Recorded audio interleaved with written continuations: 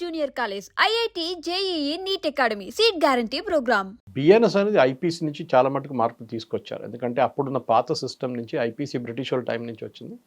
దాంట్లో as per latest దాని ప్రకారం ఎవిడెన్స్ యాక్ట్ కానివ్వండి మిగతా అన్ని చాలా మటుకు మార్పులు వచ్చినాయి. అది డిస్కస్ చేయాలంటే మనం ఇంకో ప్రోగ్రామ్కి వెళ్ళి నిమిషప్రియ కేసు తీసుకుందాం. అదే టైంలో కేరళలో ఇద్దరు అమ్మాయిలు వాళ్ళ హస్బెండ్స్ని పాయిజన్ ఇచ్చి చంపారు. డిఫరెంట్ కేసెస్ అది. వాళ్ళ హెరాస్మెంట్ అంటున్నారు, అది అంటున్నారు, ఇది అంటున్నారు. కొన్ని కేసులు అయితే మనం చూస్తున్నాం, లవర్ని తీసుకొచ్చి హస్బెండ్ని చంపేస్తున్నారు. ఇదంతా నడుస్తుంది. అది ఇక్కడ కూడా జరిగింది మన హైదరాబాద్లో కూడా. సో ఆ కేసులో వాళ్ళేమో కేరళలో ఆ టైంలో అందరు కలిసి అమ్మాయికి డెత్ బై హ్యాంగింగ్ ఉరిశిక్ష ఇవ్వాల్సిందని చెప్పి ప్రొటెస్ట్ చేశారు. ఇప్పుడు నిమిషప్రియ కేసు వచ్చి శ్రీజిత్ పనికర్ అని చెప్పి వెరీ పాపులర్ కాలమినిస్ట్ ఇన్ కేరళ. ఆయన ఒక వీడియో చేశారు. ఈ అమ్మాయి ఏం చేసిందని అడిగారు. ఆ అమ్మాయి ఈయనని పాస్పోర్ట్ గుంజుకోవాలని చెప్పి ఆయన దగ్గర నుంచి ఆయన్ని ఇంజెక్షన్ ఇచ్చారు, sedative. But he's a drug addict, Talal అని చెప్పి. అలా పార్ట్నర్, బిజినెస్ పార్ట్నర్, ఆయన పేరు మీద క్లినిక్ నడుస్తుంది అక్కడ. ఆయనకి ఈ was not going in to sedative. అప్పుడు ఎక్సెస్ డోస్ ఇచ్చింది, ఈ కొలాప్స్ చేసిన తర్వాత ఏం చేశారు, ఫస్ట్ బాడీని తీసుకెళ్ళి ఎక్కడైనా పడేద్దాం అనుకున్నారు, కాలేదు. తర్వాత బాడీని 140 పీసులుగా ముక్కలు చేశారు, చేసి ఒక వాటర్ ట్యాంక్లో. అంటే your motive is very clear. Accidental death అంటే అప్పుడే మీరు పోలీస్కి రిపోర్ట్ చేస్తే మీ పనిష్మెంట్ ఇంత సివియర్ కాకపోతుంది. ఎందుకంటే అట్లాంటి ప్లేస్లో షరియా నడుస్తుంది అక్కడ, మనలాంటి తారీఖు పై తారీఖు నడదు అక్కడ. సో అట్లా జరిగింది.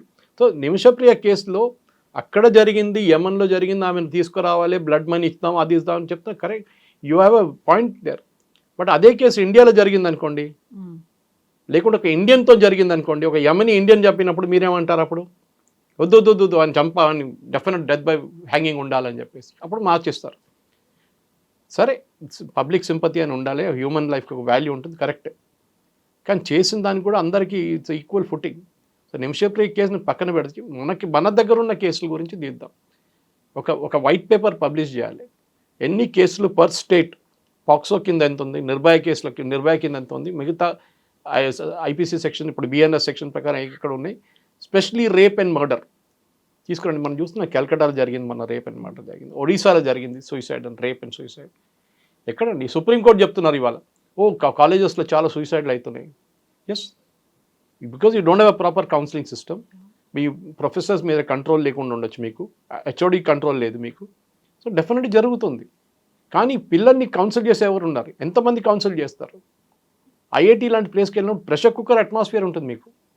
యూ ద బెస్ట్ సర్వైవ్ చేయాల్సి ఉంది. అభిమన్యుని చక్రవ్యూహంలో పంపించినట్టు అయిపోతుంది, బయటికి తీయడం తెలియదు.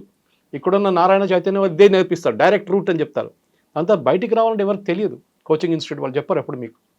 That is the problem. So ఇది ఎక్కడైనా కానివ్వండి, అది మనం డిస్కస్ చేసిన కేసు నుంచి, ఇప్పుడు బొంబాయి బ్లాస్ట్ నుంచి, నిర్భయ కేసు నుంచి, మనం చాలా మటుకు ఇప్పుడు జరిగిన దిశ కేసు కానివ్వండి, కనయ్యలాల్ కేసు, అన్నిట్లో public memory is very short. వారం 10 రోజులు, నెల 6 నెలల తర్వాత మర్చిపోతారు. మళ్ళీ ఫ్యామిలీకి ఒకటే ఉంటుంది, ఎవరు పోయారు ఆ ఫ్యామిలీకి ఒకటే ఇంపాక్ట్ ఉంటుంది, మిగతా ఎవరికి ఉండదు. దాని నడిమిట్లో పోలీసులు చిక్కపోతారు. వాళ్ళకి ఇక్కడ ప్రెషర్ ఉంటుంది, అక్కడ ప్రెషర్ ఉంటుంది. మొన్న ఒక నేను ఒక ఏసీపీతో మాట్లాడుతున్నాను మొన్న, I won't take his name, but ఆయన ఇప్పుడున్న డిపార్ట్మెంట్ ఇంకోటి. నేను అడిగాను, సార్ ట్రాఫిక్తో ఒక ప్రాబ్లం ఉంది, అది ఉంది, ఇది ఉంది అని మాట్లాడుతున్నాను నేను. సురేష్ గారు, నాకు ఒక కోర్టుకి వెళ్ళాలండి, నేను లా అండ్ ఆర్డర్లో ఉన్నప్పుడు ఒక death by gain murder case ఉంది ఒకటి, దాని ఎవిడెన్స్ ఇవ్వడానికి వెళ్ళాలని. ఆలోచించండి, ఇది ప్రాబ్లం. డిపార్ట్మెంట్ మారినా కానీ he has to go to the court again. So మన judicial system has gone to rats totally. Technology ఉంది, టెక్నాలజీ ఎక్కువ వాడుకోరు. కోవిడ్ టైంలో వాడుకున్నారు చాలా మటుకు. ఇది మెయిన్. అండ్ కన్విక్షన్, మీ కన్విక్షన్ రేట్ ఏంటి? మీరు ఈడీ మీద తిడతారు, ఈడీని తిట్టారు నిన్న, అది చేయకూడదు, ఇది చేయకూడదు. మీరేం చేస్తున్నారు? As a judges you have failed. Chief justice Gavai ఉండొచ్చు, దానికన్నా ముందు ఉన్న జడ్జెస్ ఉండొచ్చు, ఎవరైనా ఉండొచ్చు, జస్టిస్ ఖన్నా ఉండొచ్చు, దానికన్నా ముందు జస్టిస్ చంద్రచూడ్, ఎవ్రీబడి ఫెయిల్ అయ్యారండి. మీకు మీ శాలరీ, మీ pension should be link to the number of cases you dispose of. మీరు డిస్పోజ్ చేయకుండా మీరు రిటైర్ అయితే మీ పెన్షన్ని పక్కన పెట్టాలి, మీకు పెన్షన్ ఇవ్వకూడదు. Because you have failed in your duty. మీ డ్యూటీ ఏంటి? To deliver justice quickly. మీరు చెప్పిన starting of the debate use that sentence, justice delayed is justice denied ani. That is the basic problem with Indian judicial system. And justice delayed is justice denied, and justice has failed in India. మన దగ్గర బోల్డ్ అని కోర్టులు ఉన్నాయి. Human రైట్స్‌కి సంబంధించి ఉంది. లోకాయుక్త ఉంది. Trial court ఉంది. Special కోర్టులు ఉన్నాయి. ఎస్సీ, ఎస్టీ అట్రాసిటీ ఉంది. పబ్లిక్ రిప్రజెంటేటివ్స్‌కి ఒక కోర్ట్ ఉంది. ఇన్ని రకాల కోర్టులు ఉన్నప్పటికీ మీరు చెప్పినట్టుగా అన్ని లక్షల సంఖ్యలో ఎందుకని కేసులు పెండింగ్‌లో ఉన్నాయి? ఎందుకని హియరింగ్‌కి రావట్లేదు? ఎందుకని ఒక జడ్జిమెంట్ పాస్ కావట్లేదు? వీటన్నిటిని క్లియర్ చేయాలనే ఒక సదుద్దేశమో లేకుంటే అలాంటి ఒక ఎలాబరేట్ మెకానిజమో లేదంటారా మన దగ్గర? నిన్న ఒక కేసు జరిగిందండి సుప్రీంకోర్టులో, ఈడీ కేసు ఒకటి, ఇంకోటి కల్కటాలో ఒక పిఐఎల్ వేశారు మమతా బెనర్జీ వ్యతిరేకంగా, మూడోదేమో తేజస్వి సూర్య అండ్ కర్ణాటక స్టేట్.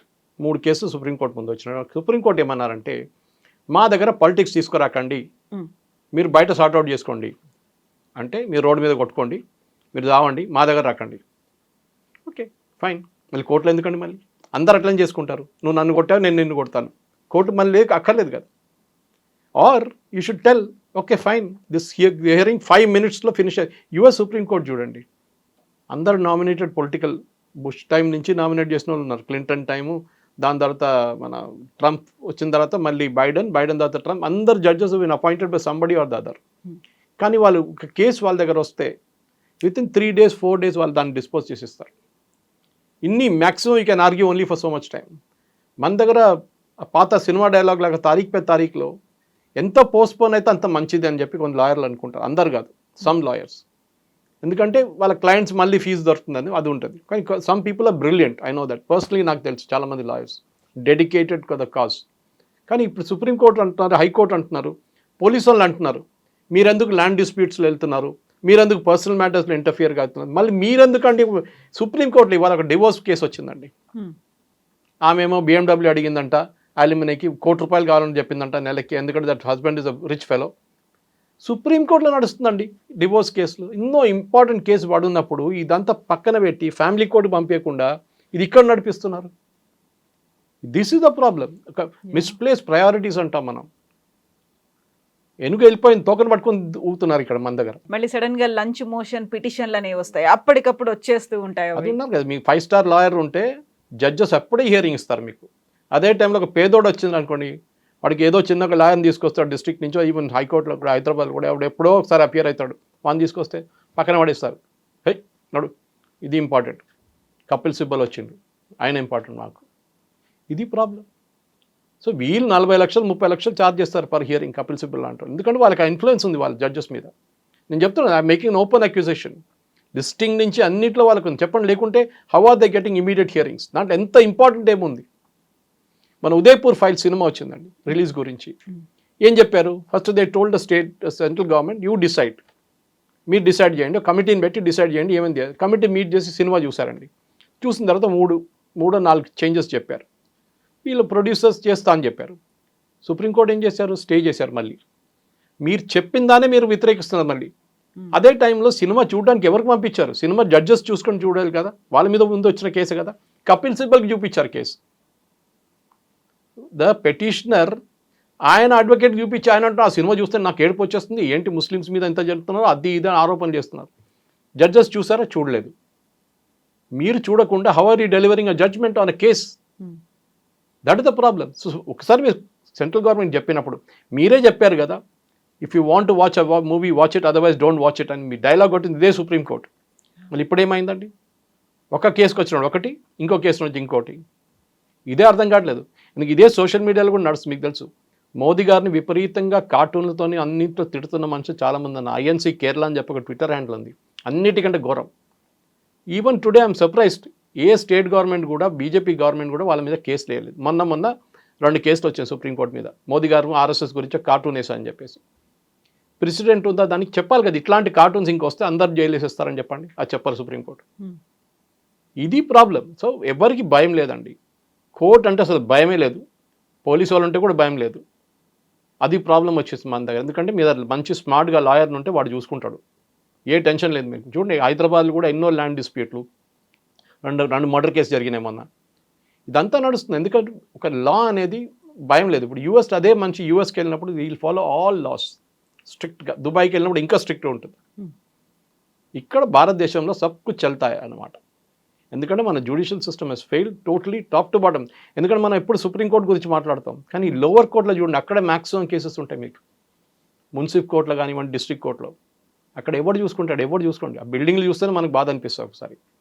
నేను ఎన్నోసార్లు సికింద్రాబాద్ కోర్టుకి వెళ్ళాను మా బొల్లారం అయ్యప్ప టెంపుల్ కేసు గురించి వెళ్తున్నప్పుడు, ల్యాండ్ డిస్ప్యూట్లో. ఎప్పుడైనా పొద్దున్న వచ్చి వస్తే 140-150 కేసెస్ ఉంటాయండి ఆ రోజు హియరింగ్లో.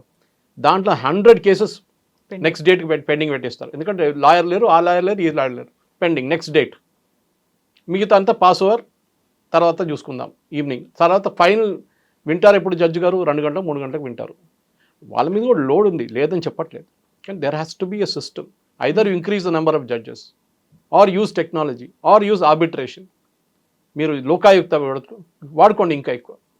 చిన్న కేసు సుప్రీంకోర్టు తీసుకోరు, యూఎస్ సుప్రీంకోర్టు చూసుకొని నేర్చుకోవాలి. Leave it to the high court, అక్కడ ఆగి ఆపేసేయండి మొత్తం. మ్యాక్సిమం హియరింగ్స్ అక్కడే ఉంటుంది, దాని తర్వాత నెక్స్ట్ హియరింగ్ లేదు. ఇక్కడ అన్నీ అయిపోయిన తర్వాత మళ్ళీ కోర్టు అక్కడ దాకా వెళ్తుంది, మళ్ళీ అక్కడ పెండింగ్ పడిపోతుంది. 2006లో జరిగినటువంటి ఈ ముంబై బాంబ్ బ్లాస్ట్ కేసు ఏం జరుగుతుంది సుప్రీంకోర్టుకి వెళ్ళిన తర్వాత అనుకుంటున్నారు? నేను గెస్ చేయలేండి, but my going by previous experience supreme court ఇది స్టే చేయరు. ఎందుకంటే టెర్రర్ కేసెస్లో మనం చాలా మటుకు చూసాం, సుప్రీంకోర్టు చాలా లీనియంట్గా ఉంది టెర్రర్ కేసెస్లో. అది మిడ్ నైట్ హియరింగ్, మీకు గుర్తుంటుంది, ఒక టెర్రరిస్ట్ కోసం రాత్రి 12 గంటలకు కోర్టు తెరిచారు. ఆలోచించండి, సుప్రీంకోర్టు, అది కూడా మన 5 స్టార్ లాయర్లు 2-3 వెళ్ళి జడ్జి ఇంట్లో కూర్చొని ఓపెన్ చేయించారు కేసు. మీకోసం మాకోసం చేస్తారండి రాత్రి 12 గంటలకు? This is the problem. ఇది ఇక్కడే, ఈ law is not equal for everybody. ఎవరో అన్నారు law is everybody is equal in front of the law అని. కన్ను మూసుకుందంట ఆమె. జస్టిస్ సేమ్ ఫర్ ఎవరి కాదు. డబ్బున్నోనికి లా ఉంది, డబ్బు లేనోనికి లా లేదు, అంతే. Thank you so much Suresh garu. Thank you.